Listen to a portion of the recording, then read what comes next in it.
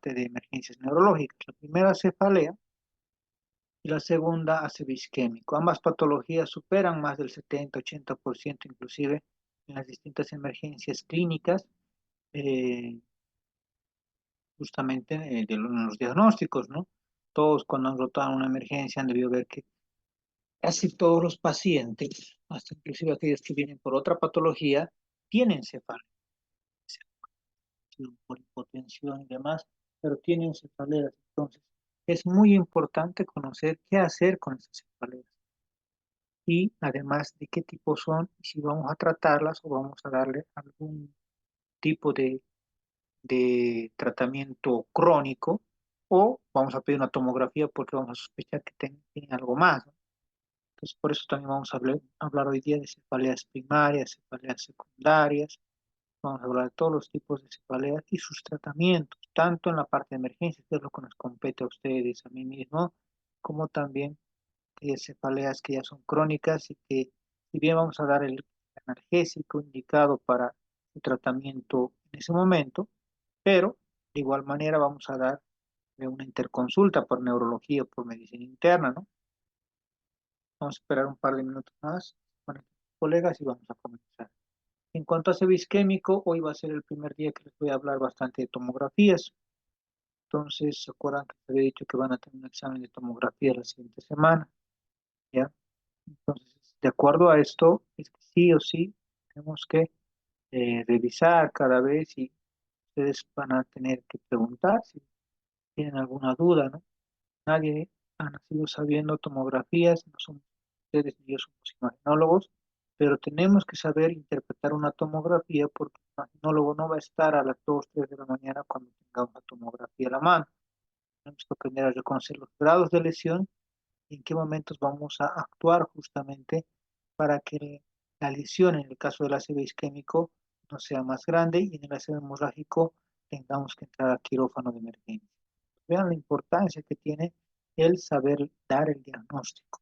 No les digo que van a ser imaginólogos y que van a calcular inclusive cuánto de sangrado hay o cuál es el porcentaje de cerebro que está isquemiado, pero sí tienen que saber dónde hay isquemia, dónde aparentemente va a haber isquemia y dónde está el sangrado, qué tipo de arteria está lesionada y también, obviamente, si es un sangrado venoso o un sangrado arterial que son muy diferentes.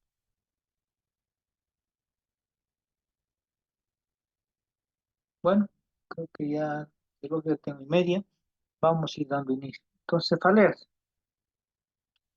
Les decía que las cefaleas son una emergencia justamente que vemos en el día a día, en los distintos grupos etarios, en los distintos géneros, ¿ya? Como generalidades, justamente, sacado esto del Sarrans y del Adams, entre el 1 al 10% de las consultas de urgencias van a ser siempre las cefaleas. Uno de los motivos de consulta externa más frecuentes son las cefaleas. Más del 90% de las personas han tenido una cefalea en su vida. Importantes cifras de automedicación y abuso de tratamiento. Se manifiesta a cualquier edad. Antes se creía que las cefaleas eran más de orden del adulto joven, adulto mayor, pero hoy en día se sabe que inclusive en niños, adolescentes, pueden llegar a tener cefaleas. Es así, está demostrado dentro de la casuística, que en cualquiera de los grupos étnicos, si quieren, las niñas, las mujeres, el género femenino es el que más va a estar relacionado con cefaleas. Y esto es por una predisposición que tienen ellos justamente en la parte de la inervación de las meninges. Recuerden que el cerebro no duele, lo que duele son las meninges. Pues cuando la meninge, cualquiera de ellas, sea lesionada o sea empujada literalmente por un sangrado o un coágulo llegue a ese momento, o sea, cualquier cosa como la presión alta igual hace que se mueva más esa meninge, va a generar justamente una cefalea. Entonces, es menester saber qué tipos de cefalea hay, ante qué tipos podemos estar, en qué momento pedimos tomografías y también darnos cuenta de que, como pueden ver, especialmente en las mujeres, puede haber cefaleas desde muy temprana edad. Y será importante también si esa cefalea es repentina o crónica, en algún momento ante la duda, sacar una tomografía. Me refiero a aguda, cuando son esas cefaleas, dolores insoportables, entonces tenemos que saber por qué está la causa. Y en las crónicas tampoco es normal que yo les diga que tengo una cefalea que no calma con nada desde hace 5 días, tengo que estar tomando analgésicos y aún así no cede. Entonces cualquiera de los dos lados me está diciendo de que hay algo a nivel encefálico, a nivel de la cabeza, que tenemos que ver, ¿no? Que tal vez inclusive pueda ser un sangrado, pueda ser cualquier cosa que tenga que tener inclusive una intervención quirúrgica de emergencia. Entonces las cefaleas, como les digo, son cada día. Ahora, lo inicial es descartar alguna patología orgánica. La magnitud del dolor no se relaciona con su gravedad. Eso que se los he marcado en rojo es lo más importante. ¿Por qué? Van a ver ustedes mismos de que hay cefaleas que, como les decía, que te duele todos los días y como que te acostumbras, ¿no? Y lo tomas como algo normal en tu vida. Pero, si bien no es muy dolorosa, no es muy agudo, pero te estás, digámoslo, si el médico se lo está comiendo, digamos, esta cefalea, en el sentido de que no está dando diagnóstico, entonces puede llegar a complicarse. Justamente atendimos a una paciente que debe ser unos 3 a 4 meses, un poquito más, adulta mayor, femenina, que iba a Seguridad Social, a la caja, iba cada mes y el médico familiar siempre le daba lo mismo, AINES, AINES, AINES, AINES, y hubo un momento en el cual ya tenía una alteración vestibular porque tenía mareos de vez en cuando. Entonces, ¿qué le dijo? Que ella no se controlaba y le hizo más fácil. Le dijo que tenía una laberintitis, le daba antibióticos, todo se fue por las ramas, pero nunca le tomó tomografía. Cuando llega a consulta, yo la veo y por obviedad, una cefalea, le pregunto, ¿cuándo se hizo la última tomografía? Nunca. Entonces, ¿a qué estaba dando tratamiento ese médico? Le saco la tomografía y lo que se veía, neurocisticercosis. Tenía justamente neurocisticercosis, pero como era ya mayor de edad, y lo había tenido de joven, por obviedad, y estaban calcificados. Pero entonces, ¿por qué tenía cefaleas?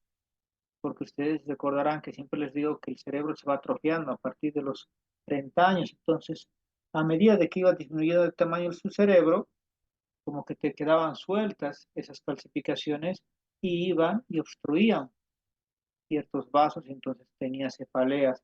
Y algunas de esas calcificaciones llegaron al cerebelo. Por eso tenía alteraciones de mareos y demás. Tratamiento, obviamente por más de que estén calcificados, alguno que otro no se van a ver en la tomografía simple, la que tenía.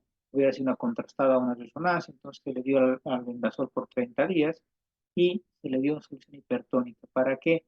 Porque en los lugares donde se soltó, por decirlo así, esa calcificación, generó compresión, generó proceso inflamatorio. Pues vean la magnitud. Ella lo tomaba como algo que más o menos 10 o 15 años lo tomó, ay, necesito más, pero o sea, fue parte de su vida. Pero si era algo importante, sí. Imagínense que esté caminando, pasando la avenida y sufre ese mareo y la atropellan. Dense cuenta que la magnitud que fue importante.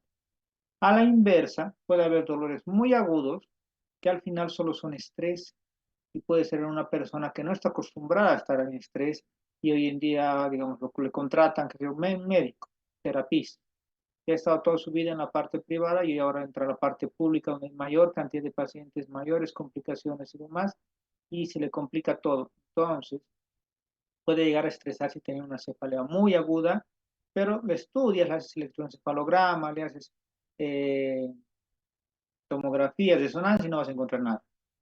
Entonces, no crean que la magnitud, por eso tiene que ver con la gravedad. Puede ser una magnitud muy alta, pero la gravedad mínima. Y al revés puede ser una magnitud muy leve, pero una gravedad alta.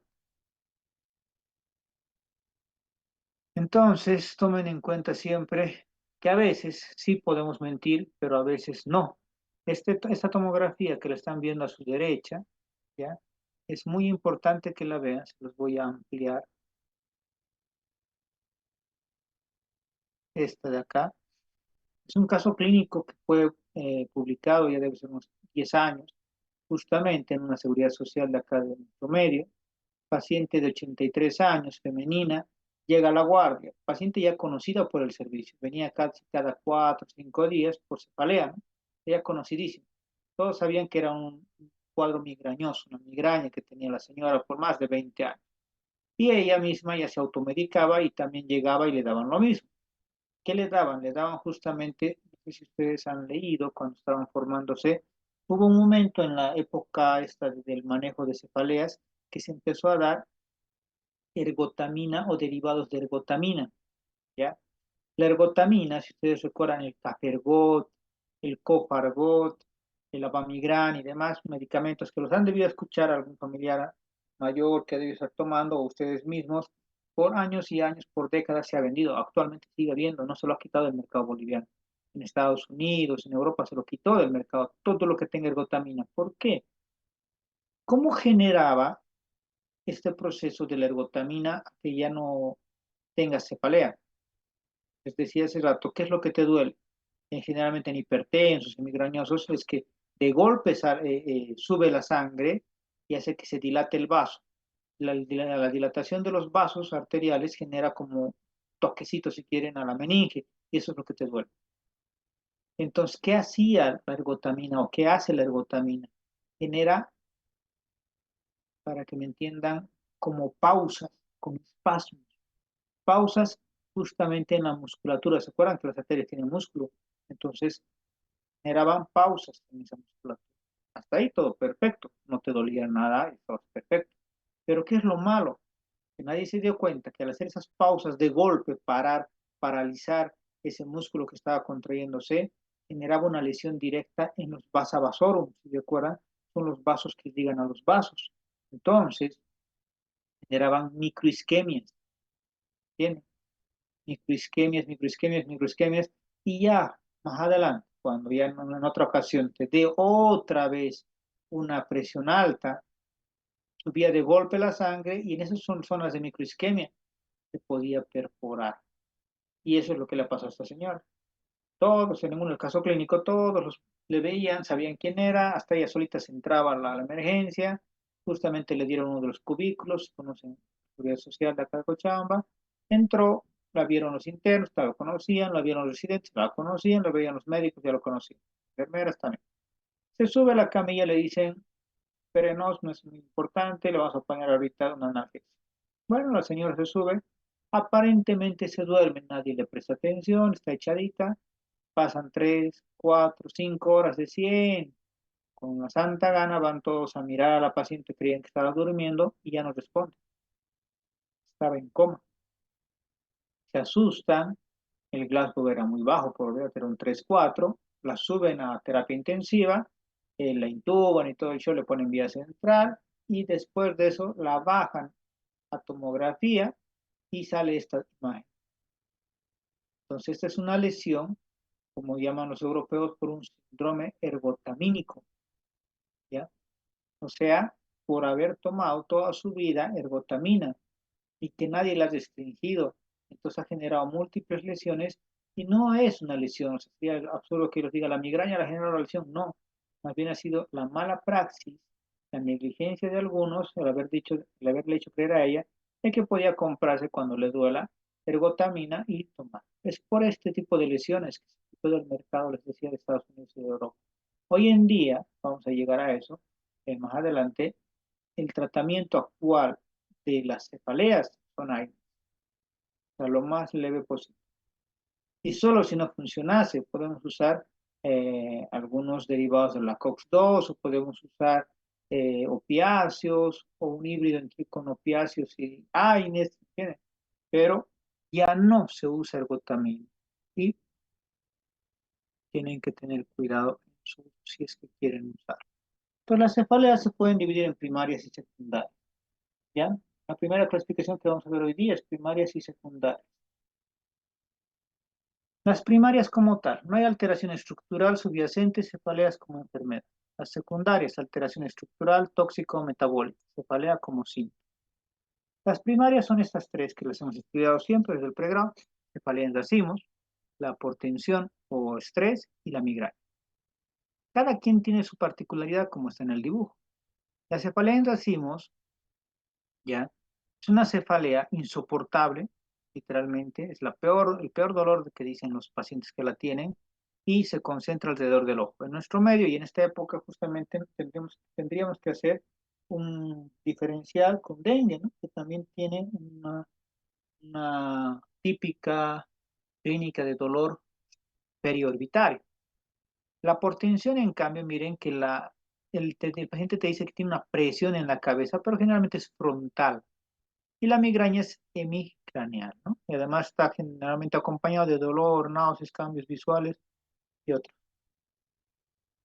Las secundarias hacen referencia generalmente a pacientes añosos, mayor a 50 años. La cefalea intensa de inicio súbito en general tiene un inicio gradual de dolor, características progresivas, intensidad, frecuencia, duración. El inicio se siente en pacientes con neoplasias o HIV. No olviden, recuerdan que los pacientes con HIV son proclives a distintas infecciones en el sistema nervioso central, uno. Y dos, no olviden que también hay tumores casi específicos que se acrecentan en su frecuencia justamente cuando uno tiene la infección eh, por el virus de la inmunodeficiencia humana, ¿no? Por el HIV. Entonces, historias de caídas o textdeciente, esto en añosos. Recuerden lo que siempre les decía. Si tenemos un paciente añoso, anciano, que se cae, bueno, si fueran ustedes que son jóvenes, van a ir ese rato al médico. ¿Por qué? Porque les va a dar cefalea. ¿Por qué? Porque ha sangrado un poco, puede ser arteriovenoso, pero ya le está empujando a su meninge. Pero en cambio el anciano, si se acuerdan, les digo siempre, se ha atrofiado su cerebro es pequeñito, entonces hasta que se llene todo ese espacio que está grande y caiga una gotita más, recién va a haber clínica, ¿ya? Hallazgos sistémicos, fiebres, rigidez de nuca, rash cutáneo, signos neurológicos focales, alteraciones eh, de la conciencia, convulsiones, cefalea asociada a edema de papila. Esto del edema de papila quiero que también sea bien puntual con ustedes. Muchos de ustedes habrán comprado, como la mayoría, digamos, cuando estaban en pregrado, esos kits, esos estuches que venían, ¿no? Otoscopio, oftalmoscopio. Querer ver en una emergencia, querer ver en un TEC, por ejemplo, edema de papila, están tomando el pelo, porque el edema de papila, cuando se aumenta la presión intracraneana, tendrías que estar justo más o menos al tercer a cuarto día de que ha aumentado la presión intracraneana. Antes que eso, nunca van a ver edema de papila, ni se va a ver. En otras palabras, tendría que estar una presión alta intracraneal por mucho tiempo, 48 a 72 horas por lo menos, y recién van a ver un cambio de edema. Y al cuarto día recién se verá un edema ya bien marcado. Las primarias, entonces. Veremos primero la migraña, la cefalea tensional y la cefalea en racimo. La prevalencia, miren que 10% de la población tiene migraña, pero cefalea tensional casi la tenemos todos los experimentos que trabajamos en áreas críticas. Cefalea en racimos es más rara, mucho más en latinos, pero miren que la relación siempre es más en el género femenino, ¿no? Mujer versus varón, 3-1, 1.2-1, 3-1. Pero ¿qué tendrá importancia la migraña? Miren, no inicia en la adolescencia, tiene un pico entre los 30 y 50 años. La tensional tiene un pico entre los 30 a 40 y lo decimos a los 20 a 30. Con tal que se acuerden para mí que es entre los 30 años su pico, perfecto. Ahora, algo importante de la migraña, si ustedes recordarán, tiene que haber un gatillante. Sea, no es que toda mi vida me ha dado migraña, no, algo he hecho de nuevo que me ha generado la migraña. En algunos casos es cuando se exceden con chocolates, en nuestro medio, en Latinoamérica se demostró, bueno, en Bolivia se demostró que el API, por ejemplo, en las niñas, adolescentes, su menarca, o sea, su primera menstruación, o sea, hay algo que ha gatillado, algo que no pasaba antes y que ha pasado y que o se ha sobreexcedido y que por eso ahora tendría esta migraña en este. Historia familiar siempre ha habido con migrañas. Si la abuela tiene migraña, es lo más seguro que la nieta, la bisnieta tenga migraña. Factores precipitantes, les decía, hay varios en la migraña. Clima, el estrés, alimentos, alcohol, periodo menstrual, premenstrual, perdón. La cefalea tensional es el y la cefalea en racimos es el alcohol. A los pacientes que tienen cefalea en racimos, que es una cefalea que no sé si alguna vez han tenido, he tenido la oportunidad de tratar de los 4 o 5 pacientes en toda mi vida, pero son pacientes como los cólicos renolaterales, ¿no? Literalmente no soportan el dolor, se quieren golpear su cabeza, algunos se golpean su cabeza contra la pared. He visto casos, no acá, sino en el extranjero, de que se han metido literalmente un destornillador por el oído, o sea, a ese grado, porque es muy, pero muy fuerte el dolor que tiene.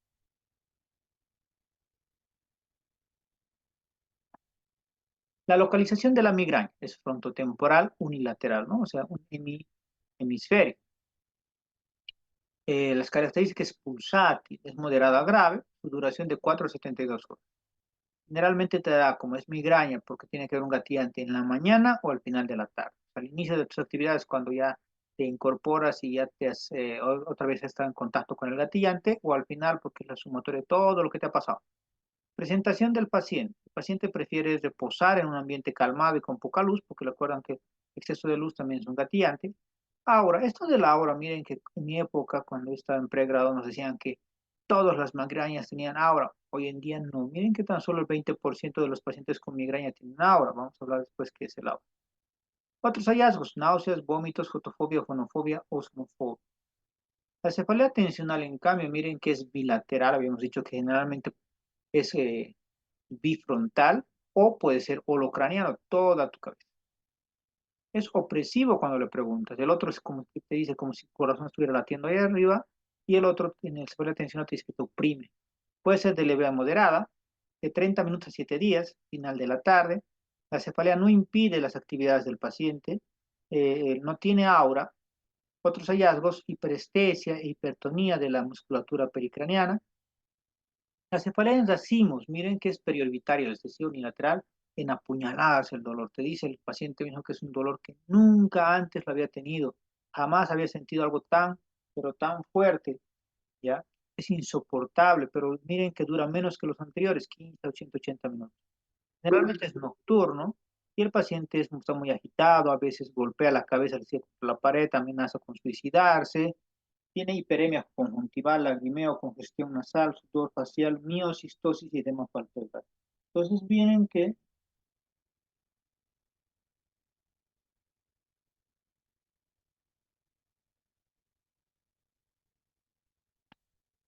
tiene esa importancia. Tratamiento. Lo que me interesa para mí es la finalización, ¿ya? Esto de profiláctico no es bueno meternos porque no es nuestra área, tendría que darlo el internista o el neurólogo. Nosotros solo vamos a dar este, pero quiero que se fijen esto. AINES, terminó la historia. Con AINES tenemos que iniciar siempre. En la migraña, AINES. Si no sucediera con AINES, damos triptanes, el sumatriptán. Y como tienen náuseas, vómitos, me toca por mí. La cefalea tensional, hay. ¿Qué AINES sería el de elección? Yo no uso ketorol, aunque a todo el mundo le encanta el ketorol. Yo uso ketoprofeno, me va mejor con eso.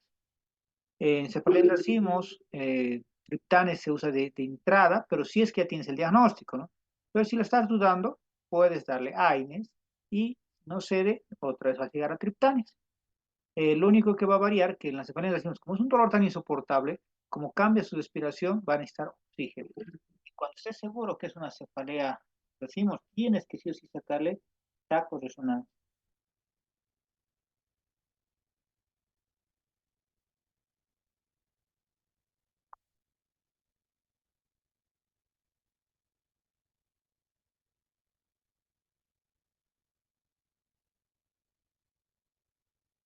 Perdón.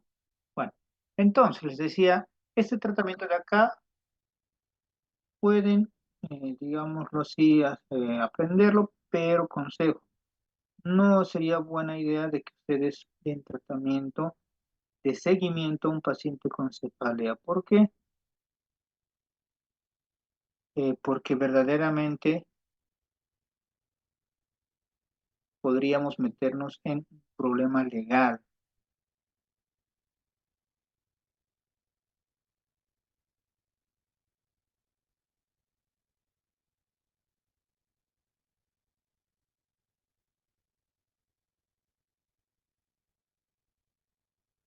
¿ya? Entonces, no den el tratamiento para seguimiento, den el tratamiento para finalización de la emergencia, ¿entienden? Y ahí terminó esto. Ahora, pero sí hay que saber a quiénes les vamos a decir que vuelvan, ¿no? Por la consulta. Una migraña que tiene 3 a 4 crisis por mes tiene que venir por la consulta. Cefalea tensional que dure más de 15 días tiene que venir por la consulta. Y la cefalea la decimos siempre. no puedes mandárselo a la casa y no decirle que tiene que retornar. Y aquí se los puse que es el aura. El aura son signos y síntomas neurológicos focales, como escotomas, cintillantes, ¿no? Que son como espacios negros que estás viendo, oscurecimiento de la visión, parestesia perioral, eh, y más raramente hemiparesia, migraña hemipléjica, vértigo, tinnitus, diplopía, migraña vacía. Entonces son, para que me entiendan, eh, clínica que antes se creía que era patognomónica de migraña, pero como se estarán dando cuenta, no es tan patognomónica de migraña. El tener vértigo, tinnitus, puede ser una alteración justamente por una otitis media aguda. Entonces, por eso es que hoy en día se dice que el aura como tal, miren que no es tanto, es 20% más o menos de otros pacientes que van a presentar aura. Ahora, ya para finalizar esto, el protocolo que les voy a enseñar es el protocolo español, es el que más se ha actualizado, se actualiza cada año, ¿ya?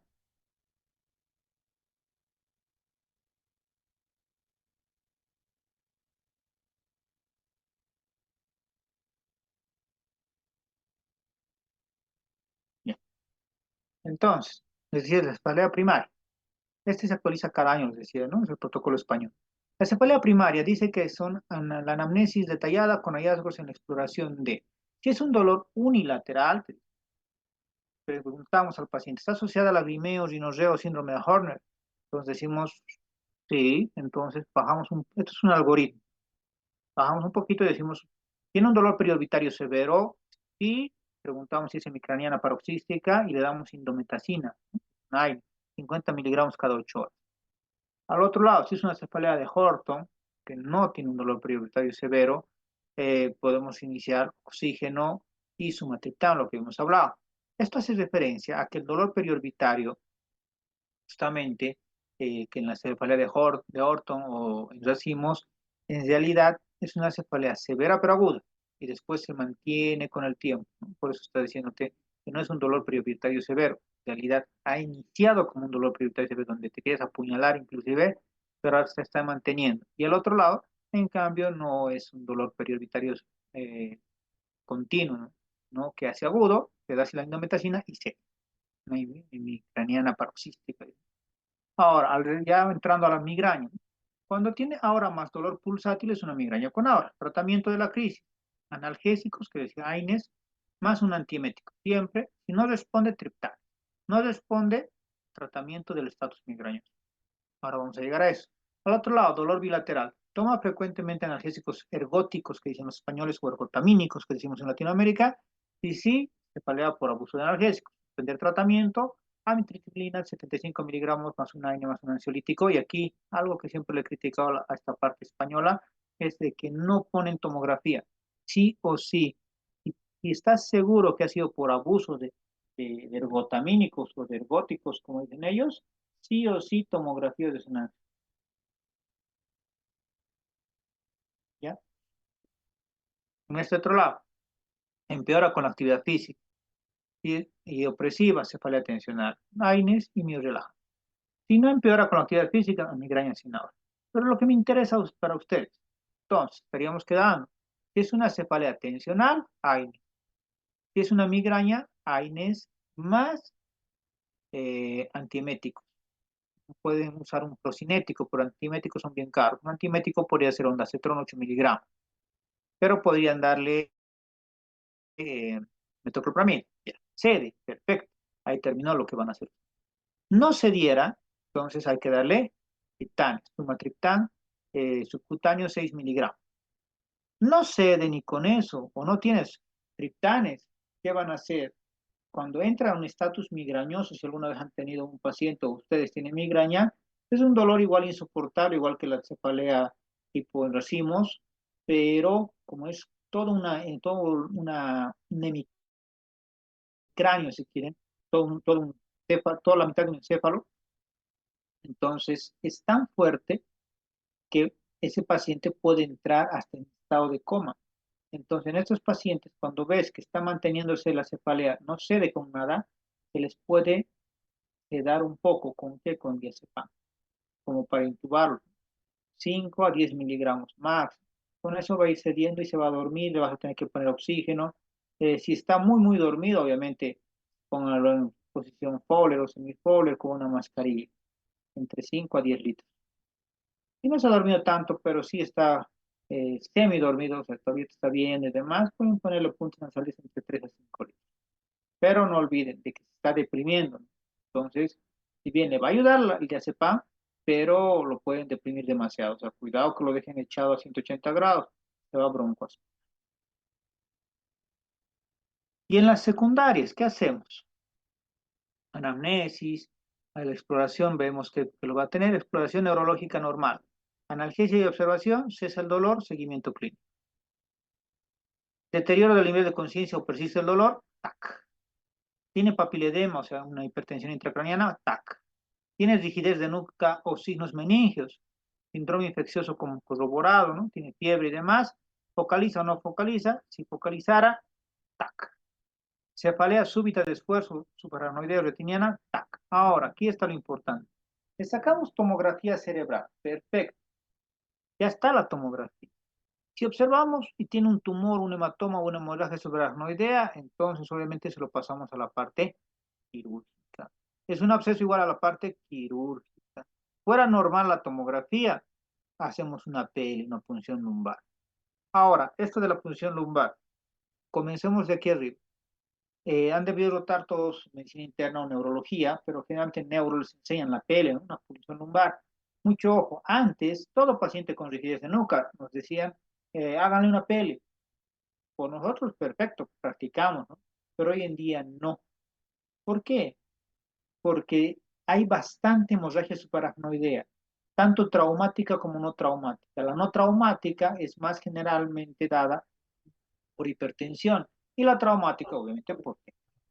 Entonces, si ustedes vieran una hemorragia subaracnoidea, ya que lo vamos a ver en el tema de TEC, pero ven una hemorragia subaracnoidea, no se hace punción lumbar.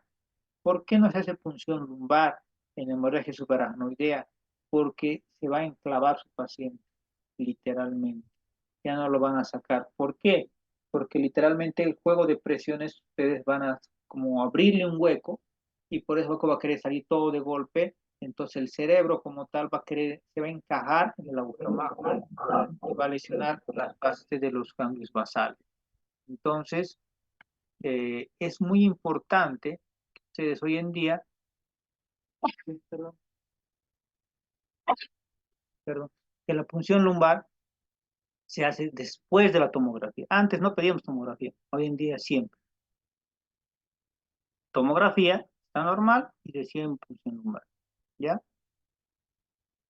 Si es un trisíndrome febril agudo, no, que no ha generado un síndrome meningio, pues cefalea secundaria proceso febril. Generalmente son niños, ¿se acuerdan?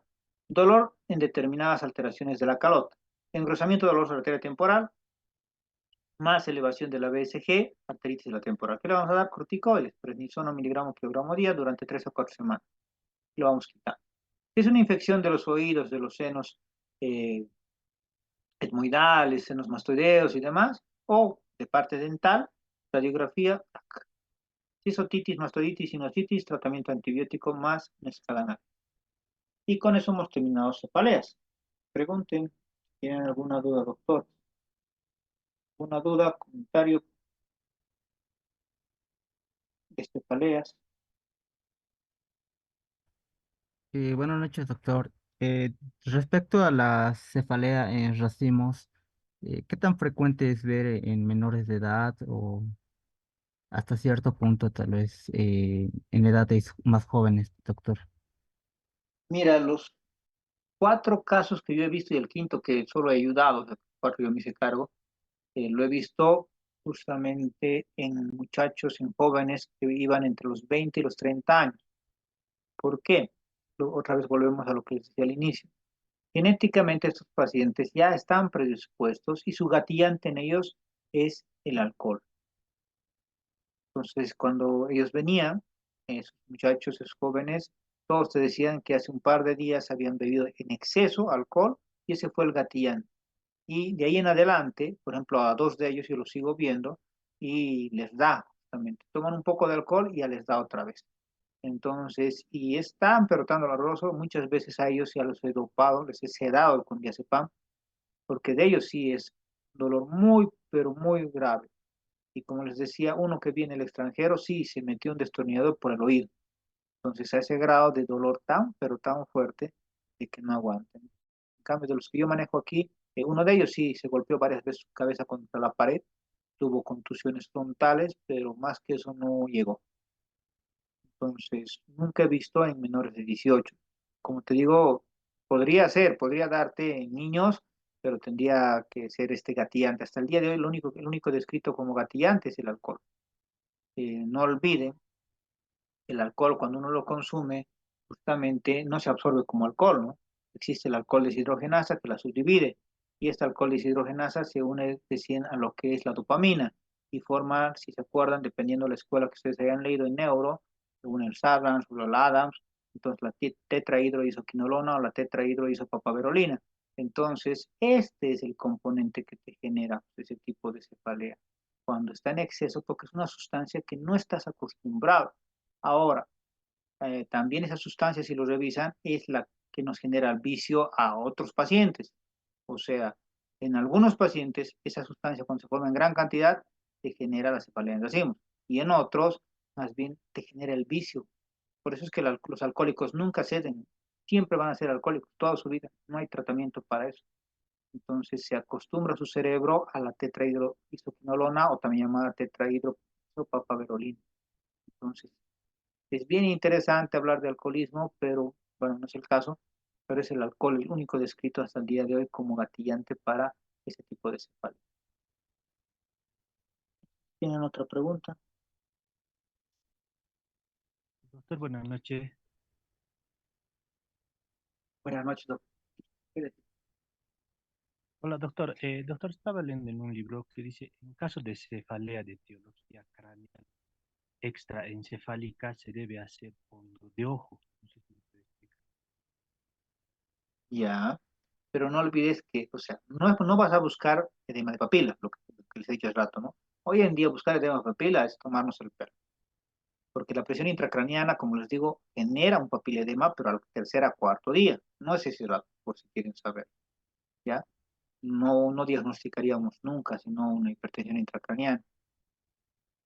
Lo que estamos haciendo hoy en día, si quieren saberlo, en el paciente en terapia y demás, le hacemos con el ecógrafo, ¿ya? Ponemos sobre su ojo literalmente y podemos medir el diámetro del nervio óptico. Eso sí, a lo que tú preguntas, ¿qué podríamos hacer? Tú dices, le podemos ver el fondo de ojo, pero acordémonos un poquito el pregrado. Fondo de ojo, ¿qué es lo que vamos a ver literalmente? Para lo que más nos va a servir va a ser para la parte vascular. ¿En quiénes va a estar alterado la parte vascular? Como tú decías, se parece extracraneales, en pacientes hipertensos y en pacientes diabéticos, ¿no? Entonces, pero lo único que vamos a ver justamente es una lesión en la parte de la retina. Más que eso no veríamos, digamos, pero o sea, nos ayudaría, no sé cuánto te ayude ver justamente fondo de ojo en esos pacientes, y me refiero en la emergencia. Obviamente, si es en la consulta externa, todo le vamos a hacer, ¿no? Le vamos a pedir todo lo que nos ocurra, le vas a ver si quieres fondo de ojo, le vas a buscar edema de papila, todo lo que tú quieras, pero en la consulta. En la emergencia tenemos escasos minutos para ver qué es lo que le está pasando. ¿Han visto esa tomografía que les mostré de un caso real y que la paciente, si quieren saberlo, ha fallecido? Entonces, miren que podemos meternos a hacer un problema legal. La emergencia para mí, como me han enseñado siempre, es dar un tratamiento oportuno, precoz, pero además hacer también un estudio lo más rápido posible para tener el diagnóstico lo antes posible. Si no, se les puede salir de las manos. ¿Alguna duda más, doctores? Buenas noches, doctor. Yo tengo una duda respecto a su recomendación del uso de combinaciones de AINES con cafeína para las migrañas o la cefalea tensional. Nunca te he dicho AINES con cafeína. Te he dicho AINES como primera opción y después los triptanes solo en caso necesario. AINES con cafeína, si me preguntas, yo no soy muy adepto a la cafeína, porque justamente el cofargot y el cafergot tienen cafeína, si se acuerdan. No es lo ideal. Está demostrado en varios estudios que la cafeína te vuelve adictivo. Han debido conocer N personas que toman bastante café, ¿no? La cafeína te vuelve adictivo y por esas razones que le han puesto, cuando se crearon estos analgésicos, le ponían cafeína. ¿Por qué? Porque supuestamente era más que nada para los que tenían cefalea tensional y por ese hecho no rendían bien en sus trabajos. Entonces, le pusieron cafeína supuestamente para que me despierte, esté atento en el trabajo, me disminuye un poco la parte analgésica el dolor, pero estoy trabajando, es lo que querían. Y obviamente que no me duermo, ¿no? Porque la mayor parte de los AINES sueltos generalmente te generan somnolencia, ¿no? Dependiendo de la cantidad, ¿no? Pues les dije, en realidad lo que se da es AINES. Siempre es AINES como primera elección y cuando no cede con eso hay que aumentar el triptán. En caso de no tener triptanes a la mano, ahí podríamos subir un poquito el AINES. Por ejemplo, si van a iniciar con ketorol, el primo hermano mayor del ketorol es el ketoprofeno. Si el ketoprofeno no les va a satisfacer, podrían usar naproxeno, también hay en nuestro medio. No cede ni con naproxeno, ¿qué haríamos? Podríamos usar un opiáceo, les dije.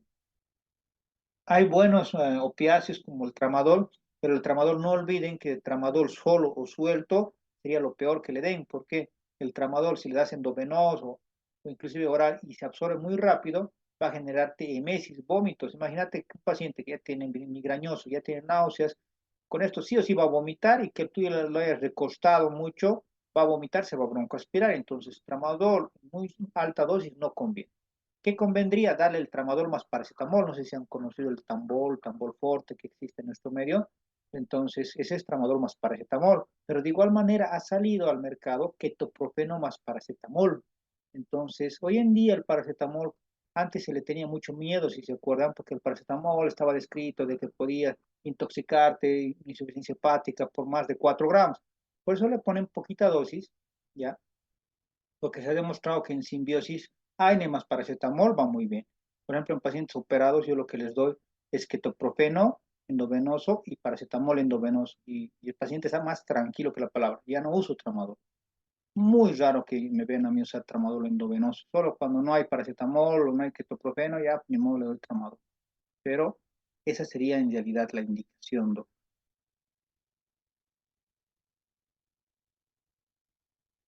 Bueno, si no hay más Doctor, preguntas. Doctor, tengo una duda.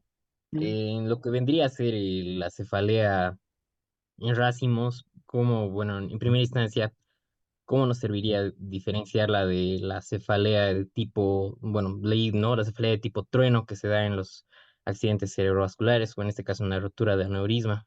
Porque, bueno, al inicio a lo que leí es similar, ¿no es cierto? Tiene sus diferencias, pero sería que el paciente igual tendría un dolor de cabeza de tipo insoportable. Entonces, si se automedica, puede haber un subdiagnóstico, ¿no? Puede cubrir la patología y hacer que empeore. Sí. Mira que la cefalea tipo trueno, como lo que tú dices, es más rara en realidad. Y si se acuerdan, algunos de ustedes justamente les tocó un caso clínico que les mostré, ¿ya? Mira que está más relacionada, justamente como tú lo decías, con un aneurisma. ¿Y el aneurisma con qué está relacionado? Con una presión alta. Entonces, ese tipo de detalles te puede llevar a dar ese diagnóstico. La cefalea tipo trueno no tiene un gatillante. Hasta el día de hoy se lo ha tratado si revisan en la cefalea tipo trueno, que es rarísima. Hasta hay un caso clínico, yo me acuerdo que lo leí hace un par de años, hasta se lo ha querido relacionar con la actividad sexual, porque justamente un muchacho, eh, al tener su actividad sexual, justamente tuvo ese tipo de cefalea y falleció, ¿ya? Pero ya después de que hicieron la autopsia y demás, salió un fe de ratas en esa misma revista e indicaron de que ese paciente, ese muchacho, ese joven, además de haber tenido relaciones sexuales, había tomado justamente cocaína. Entonces obviamente le ha subido la presión. Obviamente ha gatillado que tenía predisposición a aneurismas. Si recuerdan, que los aneurismas están descritos más en la comunicante anterior. Entonces, justamente le sacarías una tomografía, por eso les decía, es importantísimo en esos pacientes, de calidad tipo Horner, o sea, tipo racimos, o como tú dices, la cefalea tipo trueno, para hacer ese descarte, ¿qué es lo que está teniendo tu paciente? Obviamente le vamos a poner un AINE, uno, le vamos a poner un triptán y oxígeno. Y sí o sí, pues yo les dije, en ese algoritmo le falta, para mí, TAC. Yo a todos esos pacientes que he manejado, tomografía. Justamente para no cometer un error, porque tú lo vas a sedar inclusive, como a triptán casi lo vas a sedar, casi va a estar a dormilado. Imagínate que fuera un aneurisma y literalmente ese paciente nunca más va a despertar. Te vas a ganar un proceso legal gigante, ¿no? Entonces, les dije a ustedes, sí o sí, siempre van a tener que sacar tomografía. Todo paciente que hayas descartado las otras cefaleas y que sea un dolor periorbitario, te dice el paciente o la familia cuando te lo traen, de que es un dolor tan fuerte que el paciente se ha golpeado su cabeza, siempre se ha querido meter todo por el oído, por la nariz, por todo lado, porque no soportaba ese dolor. Primero, calmen el dolor y a los minutos, tac. Mejor si es resonancia, pero si no, tac, un ataque simple, ni siquiera con contraste, un ataque. Porque en la tomografía normal van a ver justamente esto que decía el compañero, esto, un aneurisma, un sangrado, un ACV hemorrágico, ¿no? Y en ese momento, ¿qué vamos a hacer? Solución hipertónica, está con buena presión manitol, y vamos a preparárselo para que entre a quirófano. Inclusive, yo lo que hago con todos los pacientes, yo les pongo dos vías. Por una vía, le estoy poniendo Maric para que disminuya el proceso inflamatorio, que sí o sí lo tiene, y por la otra vía le estoy poniendo solución hipertónica. ¿Por qué? Porque yo sé de que toda cefalea es obvio que tiene un proceso inflamatorio, es obvio que ha generado edema cerebral en esa zona. Entonces le ayuda bastante. Y si al mismo tiempo, por casualidades de la vida, te lo has comido el diagnóstico y estás ante un aneurisma, la solución hipertónica te ayuda bastante.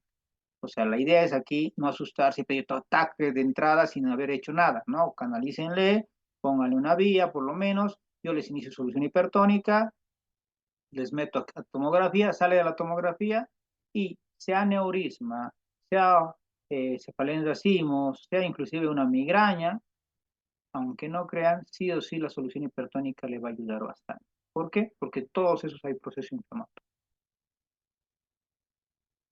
Bueno, entraremos a ACV isquémico y con eso culminamos con hoy.